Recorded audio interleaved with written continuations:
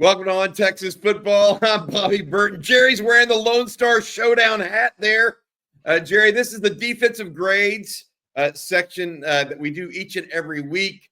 I got to tell you, Jerry, I've done these grades all the time for the last, 2 or 3 years now. We've been doing this. This may be my funnest episode ever. And the reason why is because I am literally smiling from ear to ear with the Longhorns' performance last night. There was nothing that I would say negative about what Texas did on defense. They stopped A&M in key situations. They played great turnaround defense.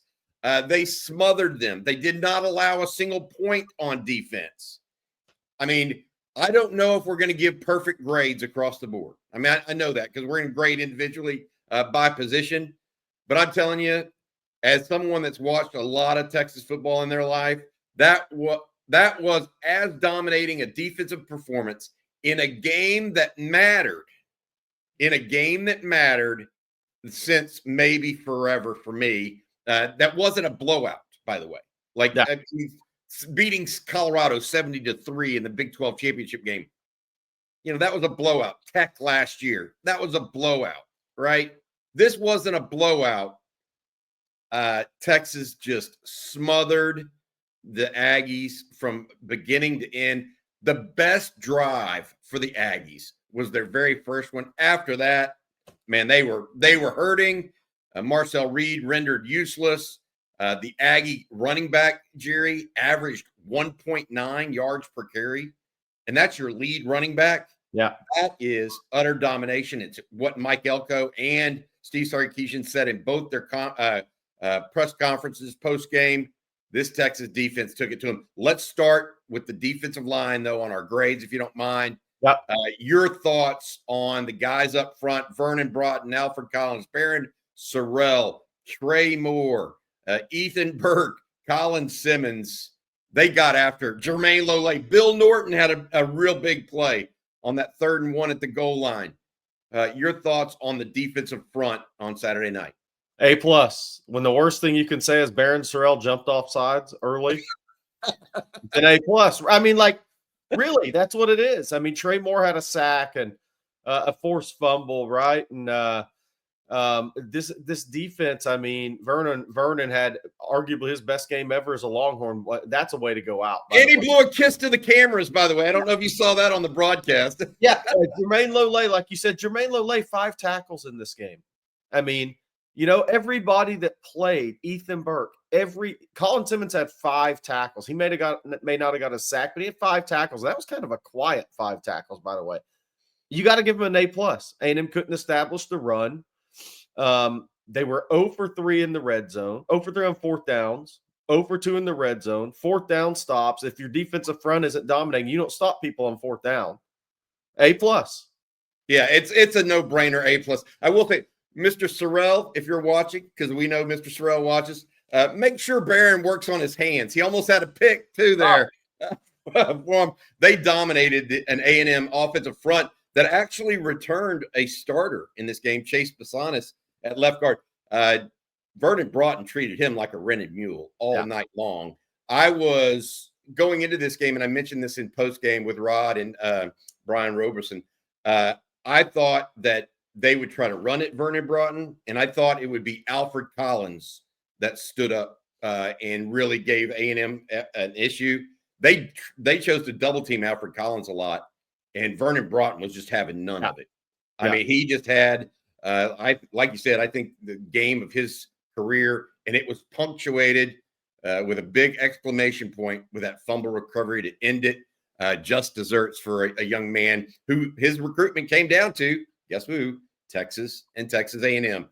Jerry, you look at the defensive line. I want to know if you think they're also right now improving, because I felt like they got off a block. And I know A&M's offensive line is not a verifiable strength of their offense, but I thought they got off blocks better last night too. It wasn't just, hey, they had an A game and were able to, I mean, I felt like they got off blocks, and the running backs weren't getting to the second level as much and testing Anthony Hill or LaFau as much as typical. look, that was totally dominating performance up front, and I do think they're getting better. I mean, look, I think Kenny Baker's a tremendous pass rush coach. I think you're seeing that off the edges. I think you're seeing that on the interior as well. But look, that was a team. That was a team. I don't care what anybody says. You still were playing at Texas A&M, and they were an 8-3 football team. LSU didn't walk in and manhandle them. Notre Dame beat them, but Notre Dame didn't manhandle them on both sides of the line like that in that game. They did it with a complete defensive effort in Elko's first game. You're at 12 games in to Elko's first year, and they had put everything into this game in College Station. And you walked in there and beat them up physically. And Big boys up front did it, man. Yeah, that was reminiscent. That's reminiscent of what Georgia did to Texas. Is what that was reminiscent of. It just to flip the script. Yeah.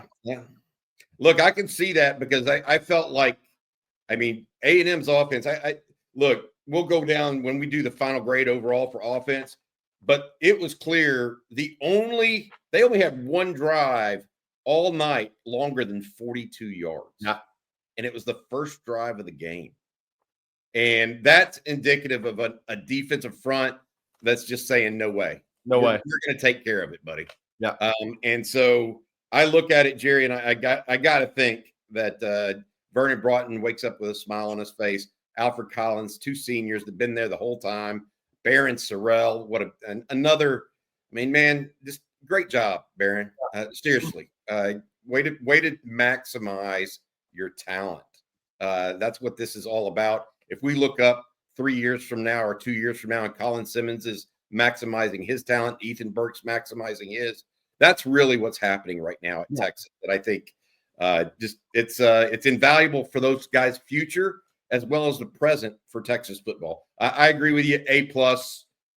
End of story, Jerry. Linebackers, Anthony Hill and Lianga Lafau. I thought CJ Vogel did a nice job in our rapid reactions video, pointing out how solid Lianga Lafau was in tackling. Yeah. When he hit them, they went down. He even caused a fumble at one point. It was recovered by the Aggies. But the mixture, they found this in game 2 or 3, where Benda went off and Lafau is now taken over as starter. It's a mixture of disruption, high play wreckage concentration with Anthony Hill combined with Lianga Lafau and the steadiness of him. He also had a pass breakup on Saturday night, Jerry. What did you think of the Texas linebacker crew? I mean, look, I'm sure there's something you could diagnose and push it to an A, but I'm going A+ again. I mean, seriously, what do you do? So Trey Watson had a couple of catches, right? I mean, it's football, and they have good players too. It's an 8-3 team, but again, here's the thing too, Bobby. Texas only on the field for 55 snaps. That's when you're dominating somebody at all 3 phases of your defense. They only had 55 snaps. They had 15 first downs. They only 5 rushing first downs at home. So, look, I think, look, if you grade the tape, I'm sure there's something, right, that Johnny Nansen and PK and those guys will find. But when we're looking at this game as a whole, and the way Texas dominated this game, and the way they own the line of scrimmage, they own the second level of this game, and we'll get the secondary after that. You got to give them an A+, because A&M had no answers. If you had no answers, how can you not give somebody an A+? It's like I said, it's domination. Yeah, I'm going to give them an A instead of an A+. Maybe because they didn't have a game-changing play, perhaps. But otherwise, I mean, look, that is being ultra nitpicky, and I apologize to everyone there. But look, otherwise, I felt like Texas dominated a team, a capable team, by the way, Jerry. Yeah. What did they score in regulation against Auburn? 30-something in regulation. Yeah. They didn't score a point. None. I mean, not a point. They're going to have to go 14 years without scoring a point against Texas. Yeah. I mean, that's where that's at. All right, let's go to the defensive secondary next. But first, I want to say thank you real quick to our sponsor for this episode. That is Carrot Concierge, Jody Reynolds. She is a personal jeweler, and she is the Carrot Concierge with an office right there in Westlake. Jody focuses on helping men purchase the special gift for the woman in your life. With Christmas right now happening, get ready and get towards Jody as soon as possible. Jody has a variety of tennis bracelets, rings, necklaces, and more. All beautiful jewelry, all personalized for you and yours. Check out thecarrotconcierge.com. Visit her website or give her a call or text and take care of that special someone in your life. I got to say this. I got my wife a bracelet from Jody last summer, and it was fantastic. It is fantastic, and one of the things my wife loves to wear around. All right, Jerry, got to say this to you. The secondary, I thought first, if you take the first series, you're thinking, the secondary's having issues. But after that, man, they put a vice grip on the Aggies. Just absolutely outstanding performance. The play by Michael Taft was, given his post-game comments about Jake Ellinger, I thought it's almost it's just karma. Yeah. A good way to put it. Karma. Great play there by a young man that's put everything he's got into Texas. Andrew Makuba had another really terrific game. I know Jahdae Barron's is likely the winner or he is the finalist for the Thorpe, but Andrew Makuba kind of silently has had a whale of a year, 4 interceptions, a couple pass breakups. He may be the guy that's helped Taft put it all together back there. Right? Jalen Gilbo's come on. Manny Muhammad didn't get beat deep. What were your thoughts on the secondary overall? I mean, A&M's receivers had 9 receptions for 101 yards. The only way you don't give a secondary an A+ in that scenario is if you're playing a triple option team. I mean, like 9 for 101. Again, on the road, like I can't do anything but give these guys an A+. They tackled well in space. They did. They tackled well. Taft had the big play. For all those young quarterbacks out there, by the way, deep late is never good, man. And Marcel Reed did it rolling right. If you're playing against a good safety, those balls are always going to get picked off.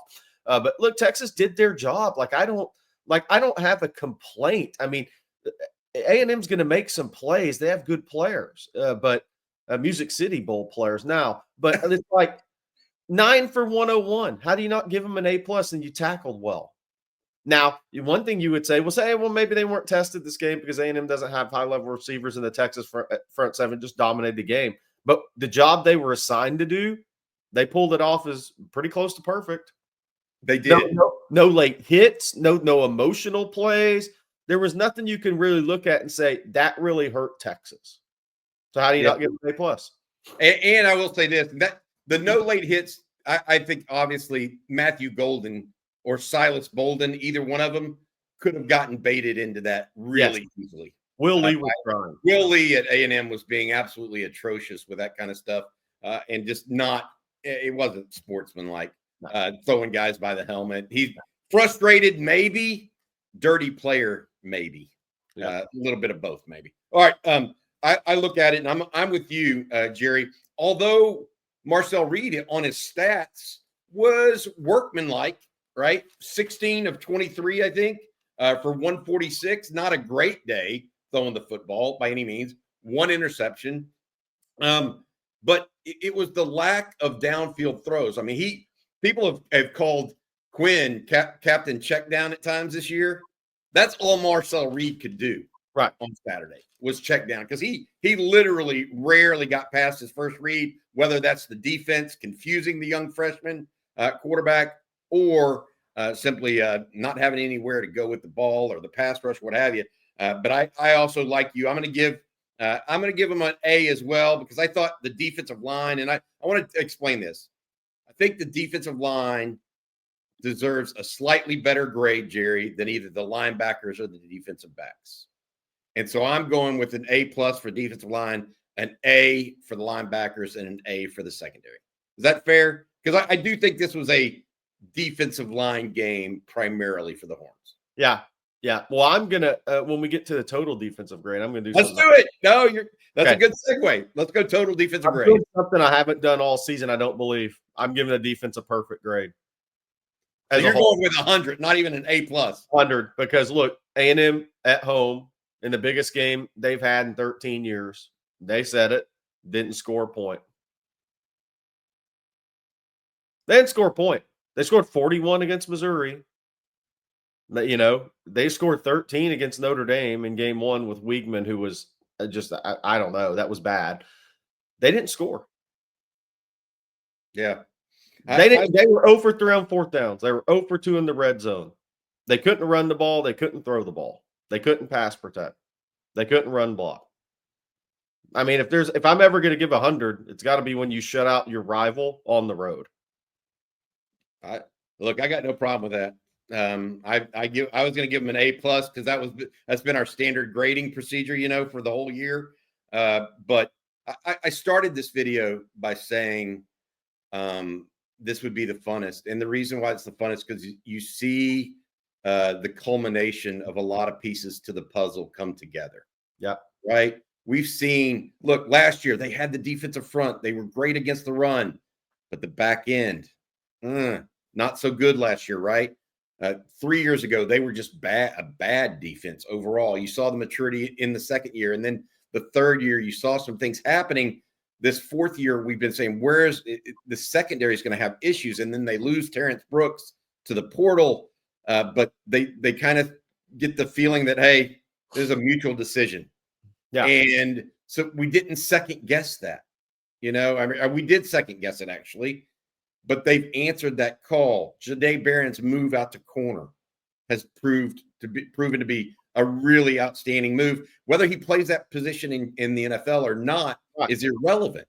What he's doing out there right now is outstanding. Jalen Gilbo's insertion into the lineup. He got after the quarterback once and caused a big sack on the second possession, I believe, for A&M after they'd moved the ball a little bit, or third possession.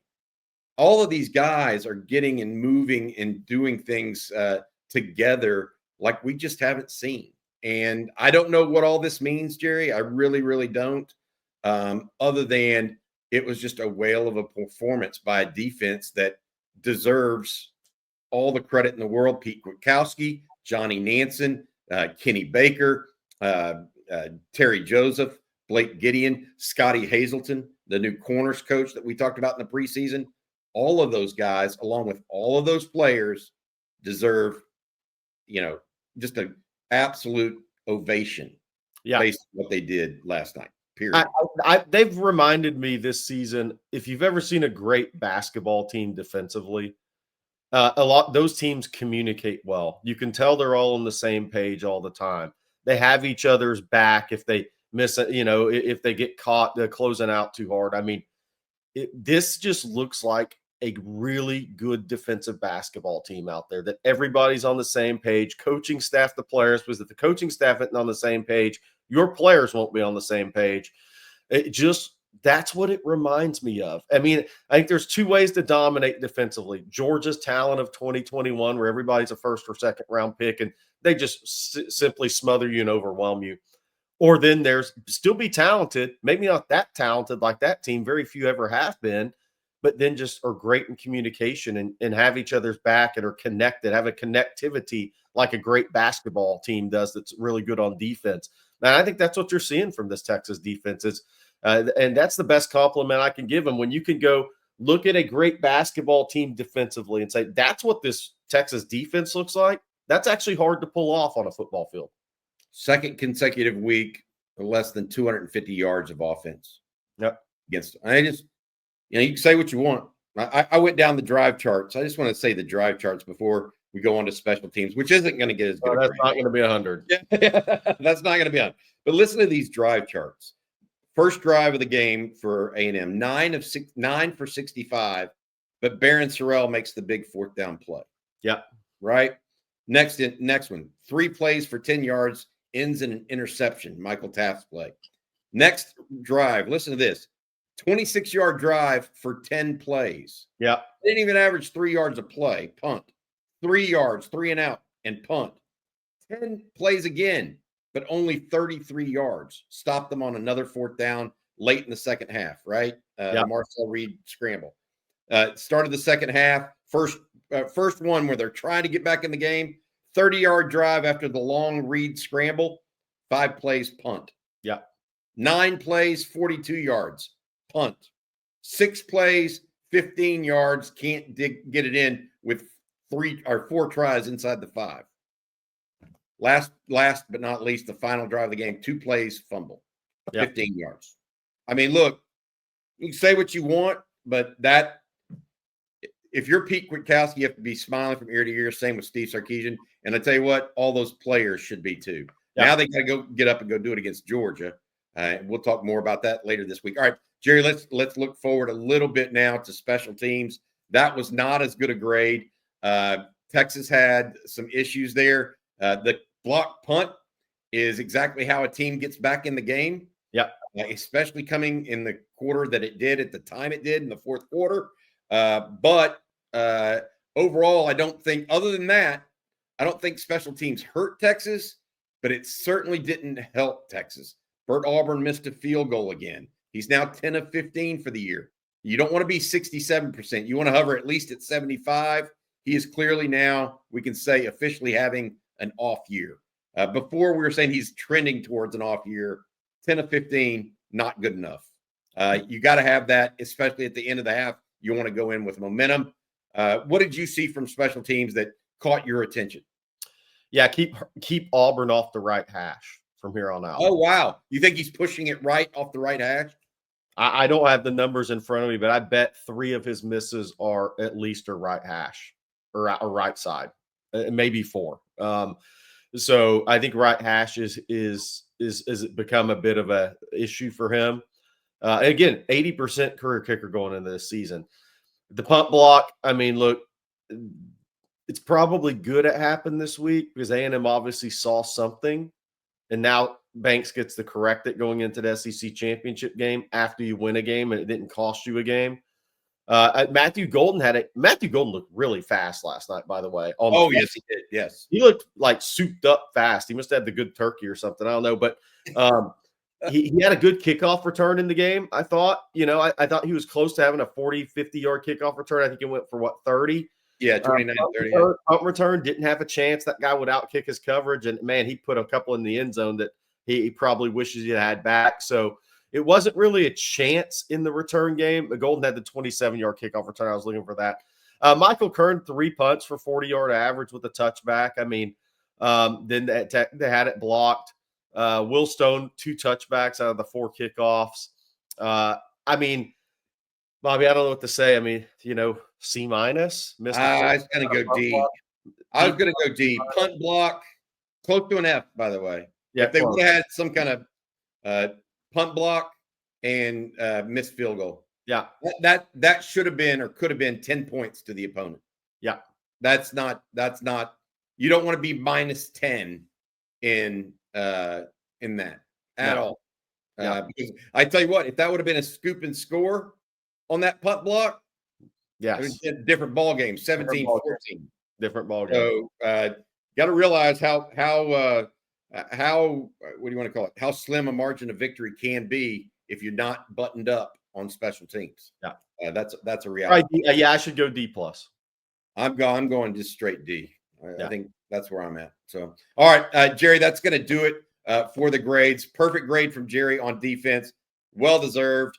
Like I said, going into this, man, my hat's off to you guys. And I'm talking to the team here. That was as dominating a defensive performance in a key game of a quality opponent as I've seen Texas put on the field in a decade plus, maybe 2 decades. Just absolutely smothering. Congratulations, guys. Jerry, we'll have more later today. We got second watch with Rod. We're going to look forward a little to Georgia as well. I know you and CJ are going to talk about that. And then we've got the live stream tonight.